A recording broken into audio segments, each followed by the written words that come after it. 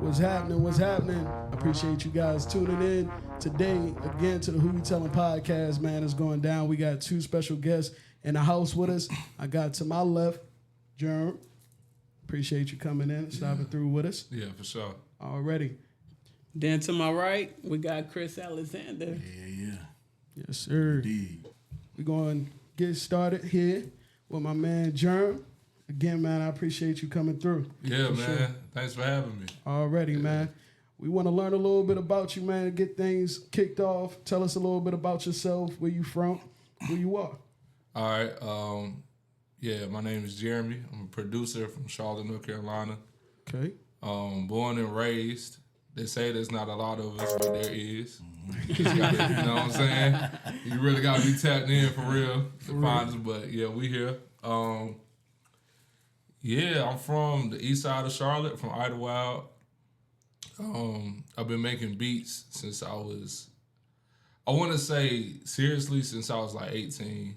Okay. I always been around it. I come from a musical family, so like, you know, my dad plays, he plays piano. Okay. My brother was like the original Kanye. You know what I'm saying? He'll rap, make his own beats, shoot his own videos, you know what I'm saying? And I'm the youngest out of three, so I think just growing up, seeing my brother do his thing, and then like, you know, learning from my dad, it just kind of rubbed off on me. Yeah. You know, and I was in band in school, so I was taught like, you know, about music theory. I played drums growing up, and then after I graduated high school, I started playing drums in church, got closer to God, you know, and really found my purpose. Yeah. You know, and I want to say around like 18, I got serious. I started going to the CP, and my first refund check, my dad took me to get my my first laptop. It's like a little $200 like Dell laptop from like Goodwill. Like, it was trash, but hey, it got the job done. It got me going. You know what I'm saying? And I was in college and making beats, you know, for a little bit, and then I walked away from college around like 2016. Okay. After that, I started working and just taking production serious, and then fast forward about like 2019, I get like my first like non-exclusive like production deal. I ended up meeting Arnold Taylor, who was the CEO of SCMG. Yeah. And, you know, around this time, this is when the baby was taking off. He had just signed with Interscope. So I met him and my partner Steve's. I got a production partner. Yeah. Me and Steve's, we ended up signing with SCMG back in 2019. And my first deal opened a studio, and was locked in ever since. Okay. Dedicated to the hustle. Yeah. I'm telling you. How old are you? I'm 30 now. Okay. I turned 30 last month. Oh, dang. Well, happy belated birthday. Welcome to the 30 Club. All right, for sure. Appreciate it. For sure, man. That's an interesting run right there. It's funny that you brought up, you know, the $200 laptop. I remember when me and my brother was making music back in the day. Yeah. It's been a good, like, 13, 14 years, man. But nonetheless, we was recording with this free software. I forget what you call it. But it was free. Yeah. And real basic. You know what I mean? Yeah. Real basic with a Guitar Hero mic. Oh, man. Classic. Guitar Hero mic. Like, it was crazy, but we had some good songs. Like, it sounded like y'all, like, we was kind of before our time on that. You know what I mean? Yeah, like, for we sure. was, like, when you say out the mud, it was out the mud for real. For real. So I understand that. What was your first, you remember your first beat, and were you proud of yourself, or did others have to kind of encourage you like, yo, that's fire? My first beat, I do remember my first beat. I think my first beat that I actually like completed is like, it's a video on YouTube somewhere. Mm-hmm. But I was at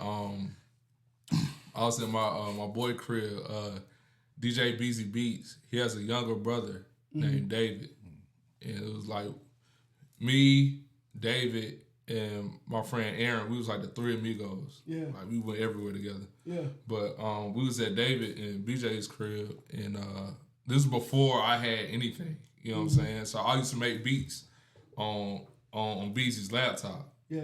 You know what I'm saying? And there's a video of me making a beat on his laptop, and like we just vibing. You know what I'm saying? Yeah. I think that's like the first beat I ever like finished for real. Did you record like an actual video of it and post it? Yeah. I wonder did you have on a black shirt in that video? Nah, I had like I think it was like a sweater. I had a sweater with like a toboggan on. Okay. Yeah. I'm thinking of a different one, but I do remember when y'all would make videos and post them. That's how far back, like, technology done came a long way, man. I'm telling you, and just like how you were saying, I think like we was ahead of our time because we wasn't. Like it. Yeah, we didn't know. Like, I mean, people still doing it today, but they call it content now. Mm-hmm. You feel me? But we didn't do it that much. But when we did do it, I don't know what told us to capture the moment, but Yeah. you know what I'm saying. I'm glad we did. Yeah. For sure. Yeah. So were you the type you can even hear like a tune outside and you just putting a beat with it? Yeah. Like always making everything into music? Yeah, like I could, like when I was younger, I used to wake up with beats in my head, like music. I used to hear music in my dreams. Like I can't really, it's hard to like explain, but yeah, I remember one time I was asleep. I had to be about, this is around like 17, 18, around that time when I really started locking in. I had woke up one day and I had played this song. I think it was like a Brian McKnight song that I didn't even know. You know what I'm saying? I saw my mom. I was like, what song is this? My mom was like, how you know how to play that? That's crazy. Off the rip. It's just, you know, I just like, it's definitely a gift, you know. And sometimes like when you're like blessed like that, you don't really know how to appreciate it. You almost take it for granted. I guess because from my perspective, I grew up around so many talented musicians. Yeah. But for me, it's like a lot of them was like broke. You know what I'm saying? And like they could play anything under the sun, and they were like, I got to go to work at third shift. Yeah. You know what I'm saying? Pick up my kids, and I'm like, bro, that's crazy. Yeah. Never made sense to me. So as far as the talent aspect, I kind of knew that it was there, but to me it was normal. You know. So, do you have a favorite producer or one that you idolize? Like, I'm trying to sit in that chair one day, or that you started listening to at a young age and kind of carried with them? I wouldn't say. I wouldn't narrow it down to one. There's a lot of producers that inspired me. Of course, like Timbaland and Pharrell. Yeah. Like the Neptunes for sure. Yeah, Neptunes was crazy. Neptunes was crazy. I used to fall asleep listening to them beats. Like, just put me to sleep. But Kanye, like Ye on a production tip, is fire. Even though he said he can't do drums like that, like what made producers so good is their mind. You know, like producers are responsible for the whole record, like the whole idea of the record. Yeah. And so when you look at Kanye's like discography of the records that he's produced, like Rockets, like Party, like Beyonce, that's a bop. It is. Anytime it come on, like you vibing. Yeah. But he also did like the records that he like produced for himself, like Stronger. Like the whole Graduation album is ridiculous. Crazy work. Man. Ridiculous. Graduation, that album, man, you can put that on anytime. Yeah, anytime. Anytime. But it's a crazy road trip album. Yeah. It is. Yeah. On the road trip, man. No skips. Crazy. No skips. Yeah, no skips, not one. Yeah. Yeah, it's fine. With you saying that you kind of have like a different mind, what is one of the strongest characteristics you think you have to have in order to pursue a career like yours? And it can be multiple. Okay. First of all, at the top of my head, you definitely have to be like optimistic. You have to be open. You have to be available. Yeah. I say that.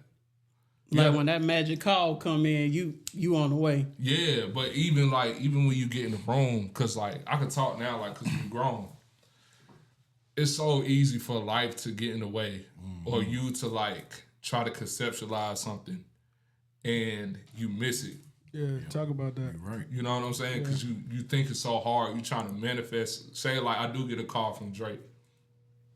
It's like, man, I always want to work with Drake. And I'm pulling up to the studio on the way. I'm like, should I play this or should I play that? Should I cook up from scratch? What should I do? And then I get in the session and Drake is being Drake. He chilling. He relaxed. But there's pressure on me to, like, perform or whatever. And that's not, I'm not saying that you can't feel the pressure.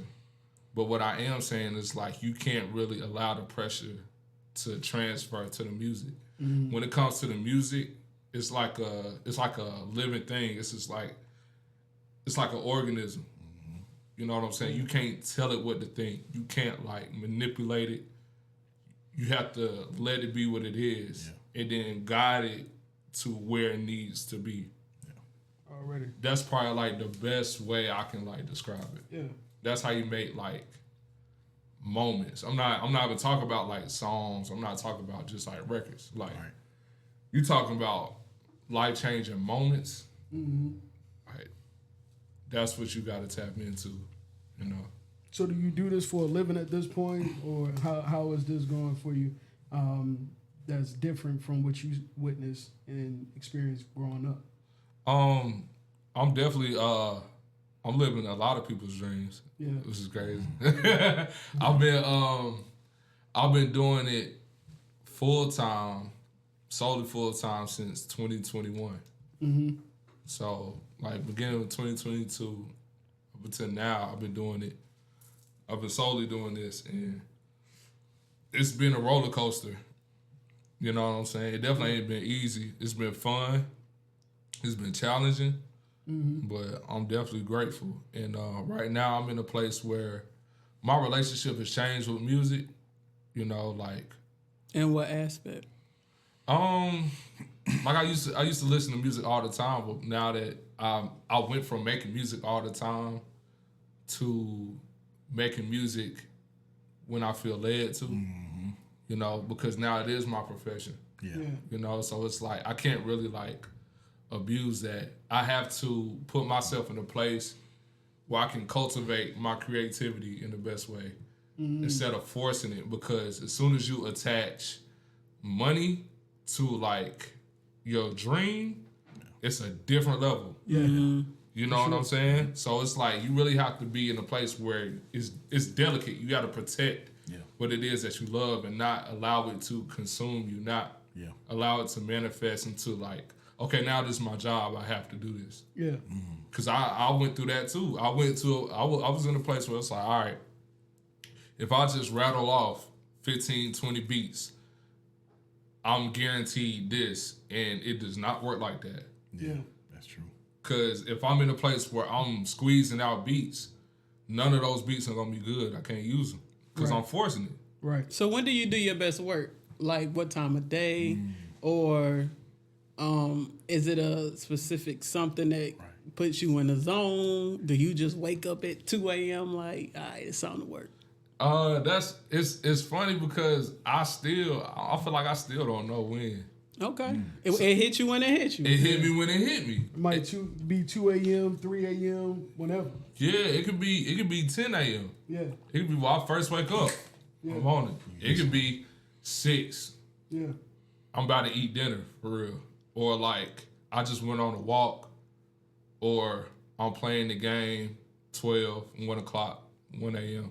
And it's boom. Then it hit me. It's like, okay. When it strike, it's like, all right, cool. Let me go ahead and get right. Yeah, because when I used to write, I used to do my best writing at writer's workshop or open mic. Like, for sure. Hearing other artists would open me up because I have a huge writer's block. So when I'm in that atmosphere and everybody's kind of on the same page, that's what just have my tables turning. Yeah, so, for sure. Would you say do you work best, like, under pressure? Or how do you work under pressure? Like, do you rather do something on the spot? Do you rather have time to mess with it? Or I think I do very well under pressure. I'm one of those people I'm not gonna claim it, but I know this about myself. Like, I procrastinate. And And the reason why I procrastinate is because if I feel like I don't need to, I'm not going to.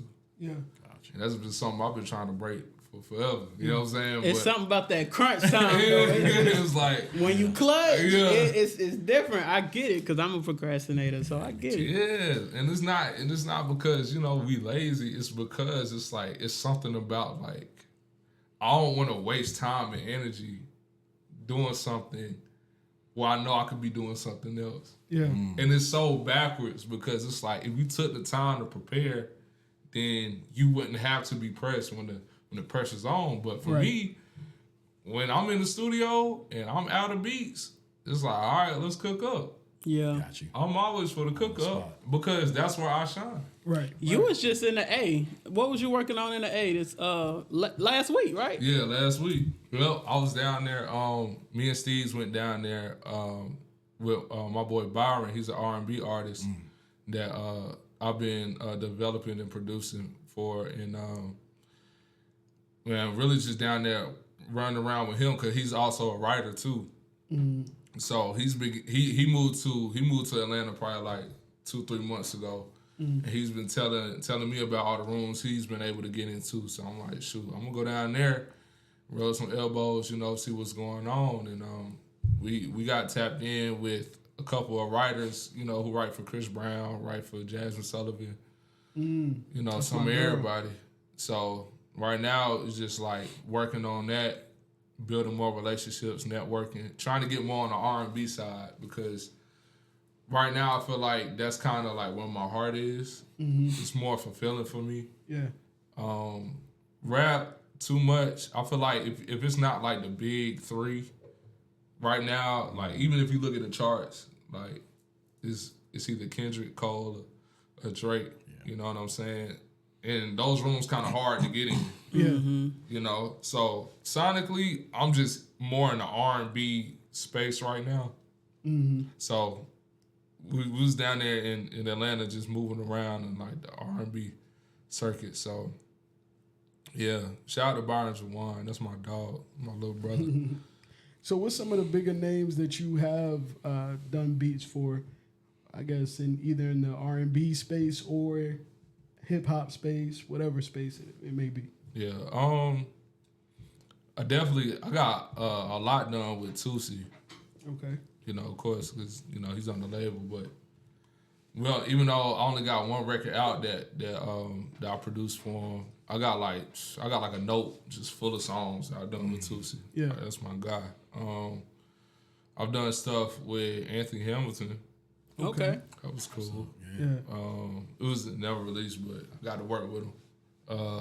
And sometimes it's all about the experience, you know what I'm saying? Yeah. And I think I'm not an artist, but as humans, we don't think about that. Sometimes it ain't about, if this hit or if it did this. It's the experience, putting you in that environment, changing your mentality, your thought, so when that time do come, you know how to conduct yourself. Right. So yeah, like I ain't gonna lie, last year I got like this close to a Chris Brown placement. And like I almost didn't want to speak about it because sometimes that's what happened, in the industry. Like you can have a record, you can get the reference, get the rough, and you can be excited about it and then it don't release. So it's like when I got the call, it was Byron. I got connected to one of Byron's like other producers. I ended up collabing with. He had sent it to one of Chris Brown's writers. Chris Brown ended up cutting it. And so he called me. He was like, yo, Chris Brown cut that joint last night. Now, this was months after we did it. So I'm thinking like what song you talking about? He said, send me the ref. I said, man, that's crazy. Yeah. This was back in March. This had to be like March of last year. So I'm like, all right, we're going to see when that track list drop, see if I, made the cut. Knowing Chris Brown, he going to drop a deluxe.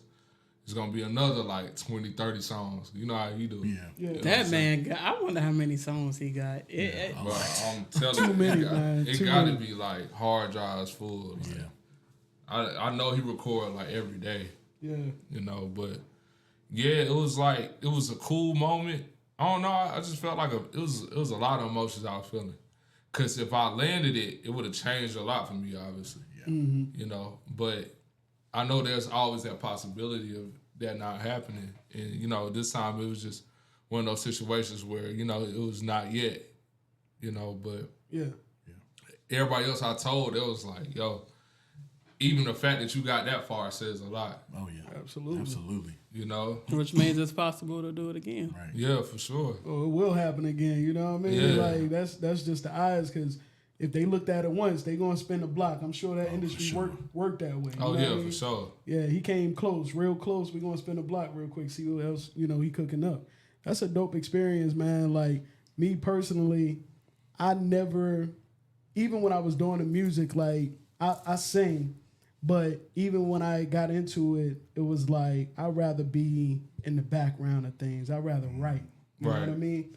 Are you that type of person where you don't mind not having maybe the attention, because you're not the first artist they recognize sometimes, you know what I mean? When you giving love to a song, you know what I mean? Like we all vibe into the very thing that you do, but the credit usually goes solely to the artist, right? Or the attention behind it. Does that bother you, and how do you handle that? I mean, to be honest, I feel like I'm in a position now where I can't even afford to be in the background if I wanted to. Yeah. Like I done tried to be in the background. Yeah. Honestly, and it's just like back again. It's like when you really good at something, it's like you'll never have to say it. Somebody else will say it for you. For sure. So now I get brought up to the front, and it's just like, okay, you know. Well, now it's time for me to do me. Yeah. You know, and then like climbing up the ranks in the industry, you realize like closed mouths don't get fed. So For sure. I'm in a game where it's like, if you don't say what you did, or if you don't take credit for what you did, somebody else will take credit for it. Now you're going to miss out on the check. You're going to miss out on opportunities. So it's like somewhat you kind of have to have your chest up, because they're going to take advantage of you. Yeah. You know?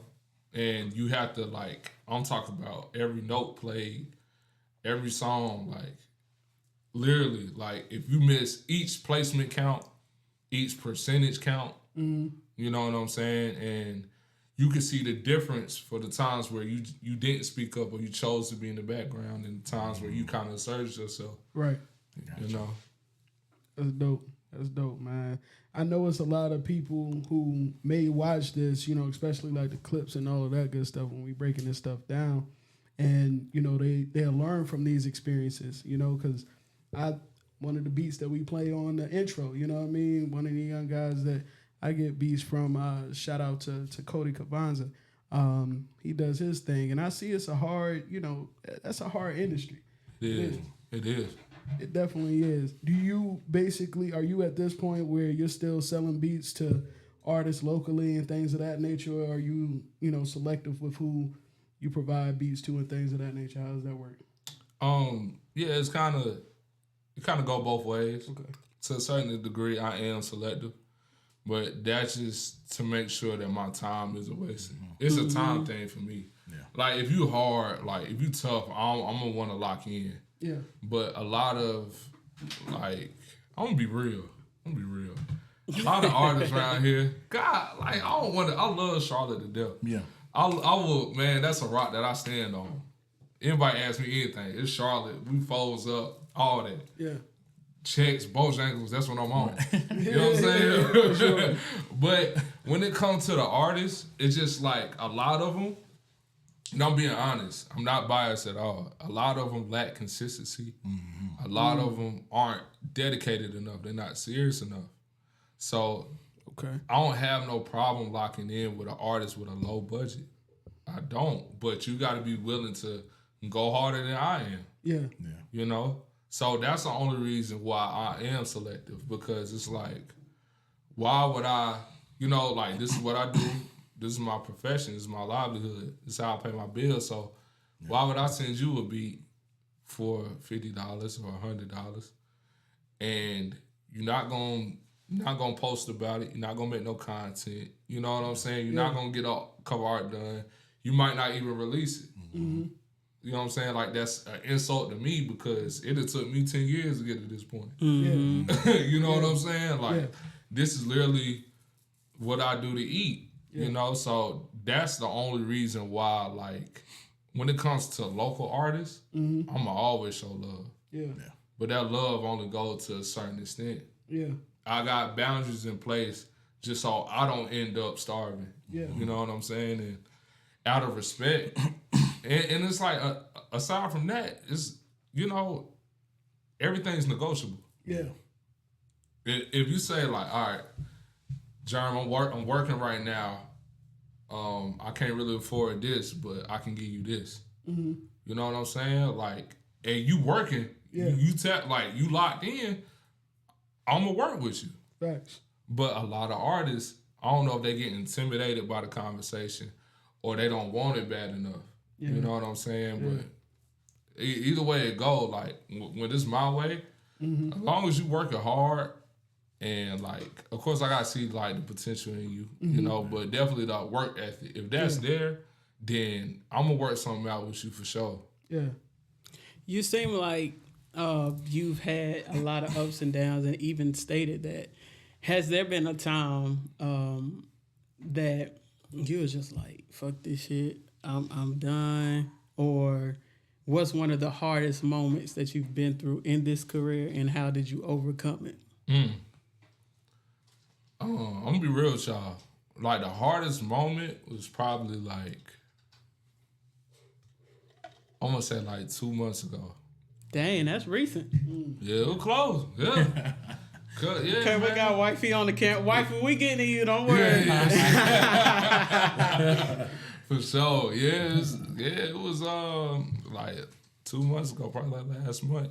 Because at some point, you know, it was like when I was telling y'all about when I first signed my first deal, I got my studio, COVID hit, I left from the airport. It's like I was finally living my dream. But that moment passed so quick. It's like it doesn't last as long as you think it does. You know? Like, I was living my dream, and then probably like 2 weeks after that, I was like, all right, what's next? You know what I'm saying? And that's when I met, like, my wife now, you know. Well, I got reconnected with her because we met back in high school, but Okay. yeah, it was like, that was a very special moment for me, you know. But at that time, when we got together and, like, we moved in together and this, that, and the third, I gained a lot of responsibility. And, you know, we all know the music industry fickle. Yeah. It's going to go up, it's going to go down. So for a long time, it was a struggle, like, trying to figure out how to pay bills and make an honest living and do this at the level that I'm doing it. But it wasn't until, like, last month, like 2 months ago, where it's like everything dried up, it seemed like. Now, mind you, I'm in another deal. You know, I'm still working, I'm still getting placements. But it's that month to month.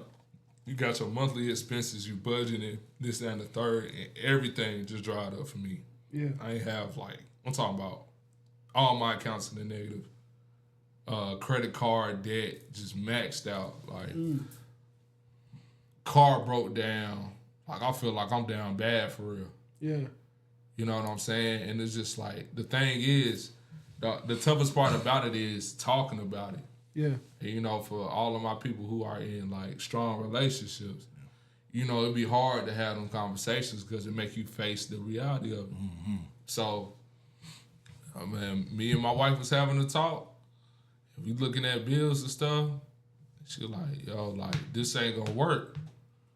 And that was, like, the first time of me being, like, really transparent about where I am, like, emotionally, spiritually, financially. You know what I'm saying? Like, in passing, I'm like, you know, I'm not really talking too much. It's almost like lying by omission.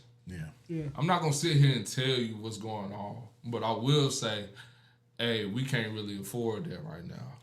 I'm in between blessings. You know, I'll try to doctor it up. Yeah. But in between blessings. I like you know what I'm saying? I might have to use that. That's a good one. Lately, we've been in between blessings. Okay, feel me? Like, Listen. for real. Nah, shout out my boy Jeff. Jeff on the boards, he's an engineer that I met through Capital Q. He engineers for Smino. Okay. The first time I met Jeff, that was one of the first things he said. Wow, man. I said, I gotta keep him close. Yeah. Yeah. For sure. But That's funny. Yeah, about a month or two ago, I'm just at my worst. You know what I'm saying? Back against the wall. Yeah. I'm having to be honest and open up to my wife about what's going on. Yeah. And I literally hit that. It was no fluff in that. Yeah. Like, had to tell her what it was. Yeah, for real. Like, if it was about the bread, like, I can go get some money. Facts. You feel me? Like, I can go get a job real quick, run it up, stay down for 6 months and be straight. You know, but that's the frustrating part because it's like with a job, it's gonna take my time away. Now that my time gonna be too tired to do this, I'd have worked so hard to get to this point. You know what I'm saying? So, and it's funny because I think after having that conversation, that's when things started to shift for me. Yeah. You know, so it's interesting how those peaks and valleys, like, you know, they say you learn all the lessons in the valley. You know what I'm saying? Yeah. That's the beauty about it, man. It reminds me of my city, man, back at home in Baltimore, man. Every time I go, you know, hearing people talk about it, they're like, it's bad there, you know what I mean? Yeah. You got this opinion, but it's beauty in that brokenness. Oh, you know what I mean? That's a fact. And that's what that reminded me of, you know what I mean? It's beauty in that brokenness that could have been purposely for a development stage in your relationship. I'm telling Not you. so much, you know what I mean, in your financial career, or your career rather. Right. So, you know, that's because when that break happened, you know she there because she want to be, not because, you know what I'm saying? Sure. That's it. That's a fact. That's you know, you bring up something that interests me because I know music artists, male music artists, males that are in the industry, even females that are in the industry. Yeah. Relationships is hard. Yeah. In that type of life. I mean, I understand music, and you know, you might can speak to this, Kris, but music sessions themselves. Kris, you married? Yeah, I am. Okay. I am married. Good I deal. am. Yeah. So But I know. Nonetheless, you know those sessions can last a long time. Yeah. Man. Better be singing to the right one, not the wrong one. Exactly. So you see where I'm getting at. You know what I mean? For Sometimes they last a long time, and sometimes it's hard having that conversation with your woman. Like, oh yeah, for sure. I might not be back till 3 a.m. You know what I mean? Yeah, like, and this is last minute, and somebody hit me the night before, you know, coincidentally on a Saturday at 7. You That's know, what I'm saying. how do you handle those situations, and you know, do you come with a certain gentleness or what? How does that happen? Say, what you want to eat? What you want to eat? Yeah. I think early on, I was kind of naive. You know what I'm saying? I was kind of oblivious to the shift. Yeah. Because, like, this is something I've been working on for years. Yeah. I'm used to the studio climate. Hold on 1 second. We got a caller on the line. Caller? Ooh, it's Miss Dupe in the house. Talk to us, caller. So I just want to take a moment to shout Jeremy out. Like he was saying, you know, it's the ups and downs to this. So, you know, it's not the easiest. I think we'll see a lot of the glitz and glam. Don't see a lot of the behind the scenes when you have really difficult decisions. So Come here. this is me just, I can't hear what she's saying. you know, oh, can y'all hear me? No, we can hear you. Oh, no, I just wanted to shout out Jeremy and just let him know, you know, I'm proud of him and just say that a lot of people, can you hear me? Yeah, we can hear you. A lot of people don't see the behind the scenes to a lot of, you know, this music and the glitz and glam, but they don't see difficult moments, you know. So just wanted to shout him, let him know, you know, and I'll always be here for him, you know, just encourage everybody just to keep going for it. Good deal. We appreciate you calling in for sure. Yeah, appreciate that. Absolutely. Hey, that's love. Yeah, already. Go ahead, man. We was asking you the question about how you handle that. Yeah. Yeah, those experiences, man. What is it like? It's definitely like communication. Shout out to Mrs. Dupree, man. Yeah, definitely like communication, patience. You know, early on, like I was saying before, like I was kind of like oblivious to the shift because I've been doing it for so long. Like I know what comes with the studio culture. Yeah. You know, but for her, it was like she's very used to like structure and this, that, and the third. You know, I mean, just like average people. This is what we do is not average. You know what I'm saying? So at first, I was kind of naive to that, and then I realized like, oh yeah, this is kind of like a difficult thing for her because she actually is worried about me. Yeah. Right. You know what I'm saying? So then I had to break it down. You know what I'm saying? And just say like, all right, this is the nature of the industry. In this profession, I'm pretty much on call. I might, if somebody in town, I might have to go to the studio. I might not. And this, it took a couple of different scenarios for her to really understand, you know. Sorry, we got another caller. Nah, that's cool. Go ahead. Caller.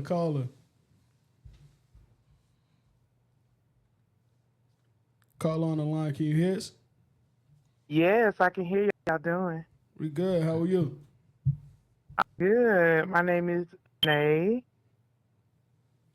and I want to call in. I have a question for Jerm and Kris. Okay. Okay.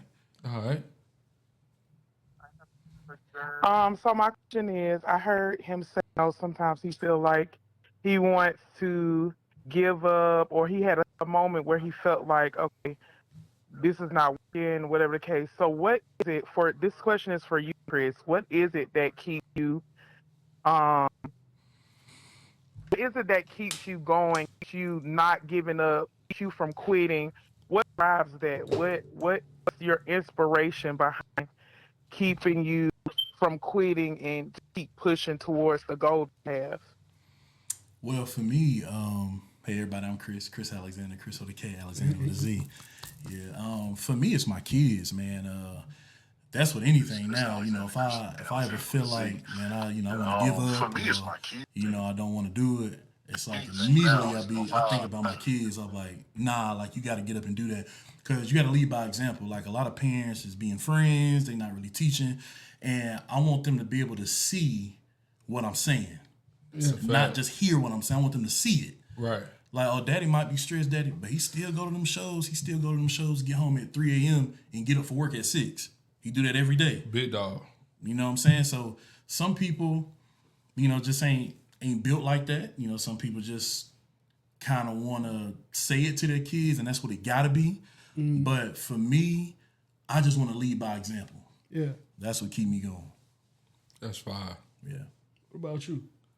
For me, what keeps me going is just remembering the big picture, remembering the promise that, God has blessed me with, remembering the vision that he gave me. You know what I'm saying? Like, remembering not only how far I've come, because anytime you start, you already made progress. Yeah. Now you gotta do is just keep the momentum. Facts. But just remembering how far I've come and remember the big picture. Never lose sight of the vision. You know what I'm saying? And just remember that nothing lasts forever. Right. Time gonna keep moving. Eventually, you keep putting up them shots, they're gonna start landing. Yeah. Yeah, pretty much it. Oh yeah, my kid. I ain't got no kids yet.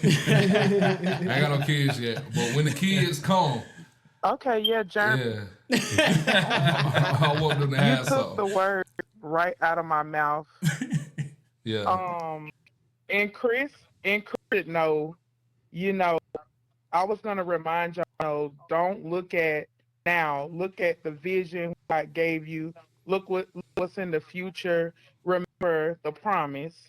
Yeah. And just remember, if he gave you the idea, then it's gonna come to pass. Yeah. Don't forget that. That's the truth. I'm sure Kris, who this is. I'm Chris's sister. So I'm okay. a What's up, worshipist, sis? and I always have to tell myself, it's not happening now because I want it to happen right now. Happen when God wanted to happen. So you have to Absolutely, sure. remember what He gave you. He gave it for a reason. Remember, you're fighting for what you're moving towards. It's not gonna happen when you want it to happen, but when God wants it to happen.